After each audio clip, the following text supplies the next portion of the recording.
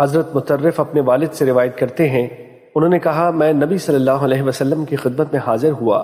آپ اس وقت سورۃ تکاثر کی تلاوت فرما رہے تھے۔ آپ صلی اللہ علیہ وسلم نے فرمایا، ابن آدم کہتا ہے میرا مال میرا مال۔ اے ابن آدم، حالانکہ تیرا مال تو صرف وہ ہے جو تو نے کھایا اور ختم کر دیا، یا پہن لیا اور بوسیدہ کر دیا، یا صدقہ کر کے آخرت کے لیے آگے بھیج دیا۔ مشکوٰۃ المصابیح حدیث نمبر 5169۔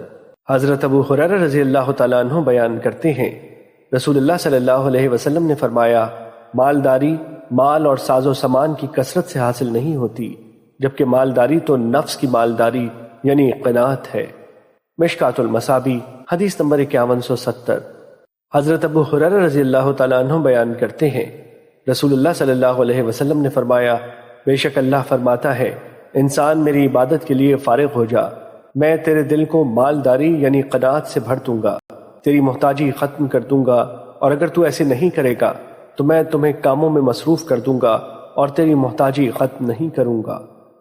مشکوٰۃ المصابیح حدیث نمبر 5172۔ حضرت عمرو بن میمون عودی بیان کرتے ہیں، رسول اللہ صلی اللہ علیہ وسلم نے ایک آدمی کو نصیحت کرتے ہوئے فرمایا، 5 چیزوں سے پہلے غنیمت سمجھو، اپنی جوانی کو اپنے بڑھاپے سے پہلے، اپنی صحت کو اپنے مرض سے پہلے، اپنے مالدار ہونے کو اپنی محتاجی سے پہلے، اپنی فراغت کو اپنی مصروفیت سے پہلے، اور اپنی زندگی کو اپنی موت سے پہلے۔ مشکوٰۃ المصابیح حدیث نمبر 5174۔ حضرت ابو ہریرہ رضی اللہ تعالیٰ عنہ سے روایت ہے کہ رسول اللہ صلی اللہ علیہ وسلم نے فرمایا، سن لو، دنیا اور جو کچھ اس میں ہے سب ملعون ہے، ہاں البتہ اللہ کا ذکر، اللہ کے پسندیدہ اعمال اور عالم و متعلم اس سے مستثنیٰ ہیں۔